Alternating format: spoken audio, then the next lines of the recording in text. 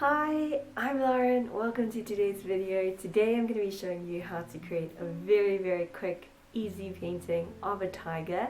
It's an easy way to fill a sketchbook page and it's all done using watercolors.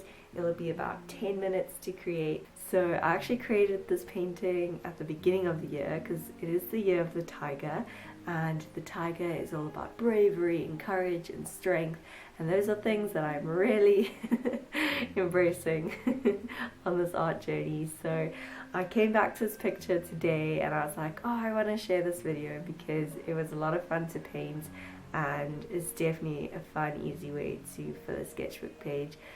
So let's get into the video.